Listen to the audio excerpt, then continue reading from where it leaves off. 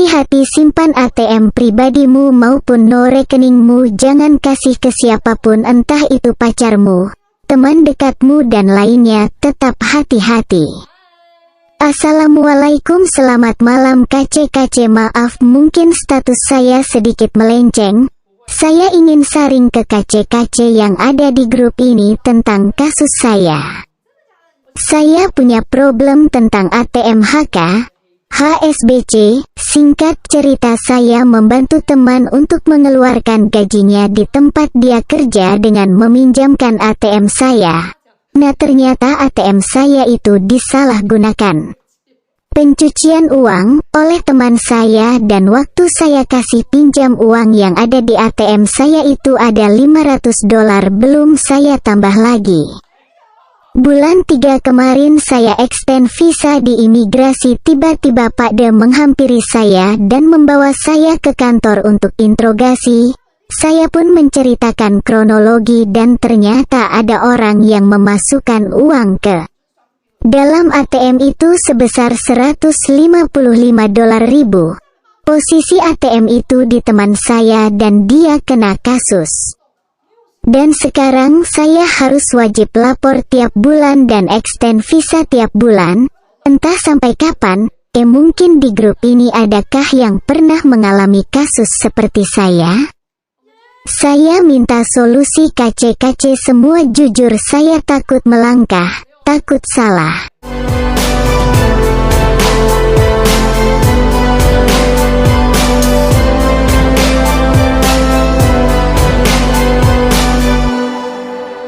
PMI terlibat kasus money laundering di HK Hong Kong.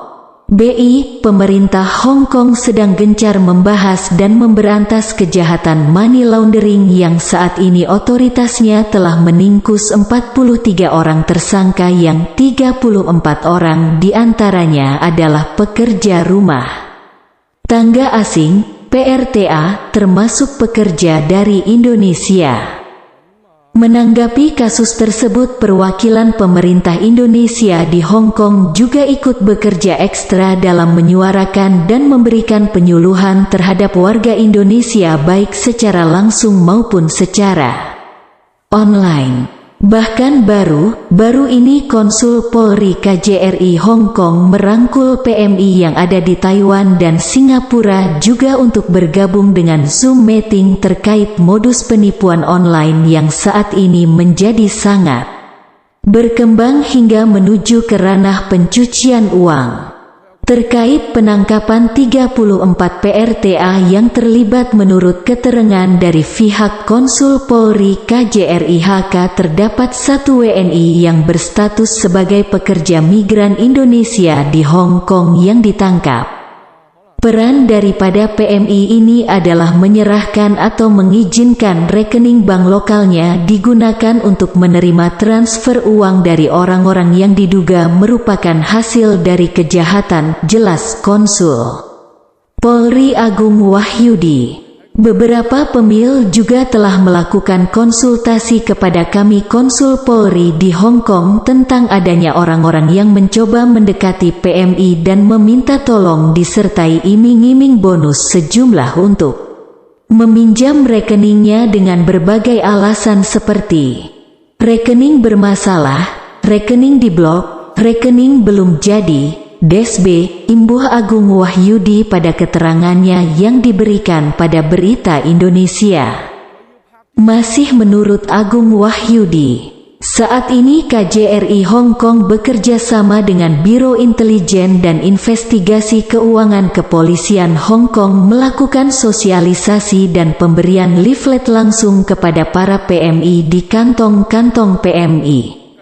Biasanya berkumpul ada hari libur. KJRI juga menggandeng beberapa komunitas PMI dan LSM untuk bersama-sama melakukan kampanye anti pencucian uang di kalangan PMI Hong Kong.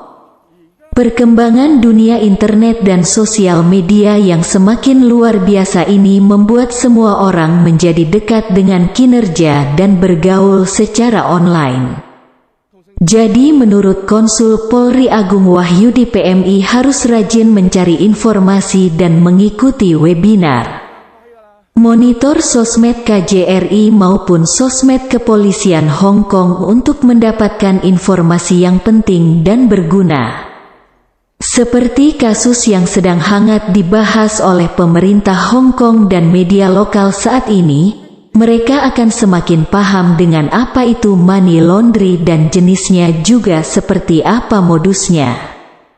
Modus pelaku kejahatan ialah dengan cara meminjam rekening bank pribadi atau membeli rekeningnya dengan sekian ribu dolar.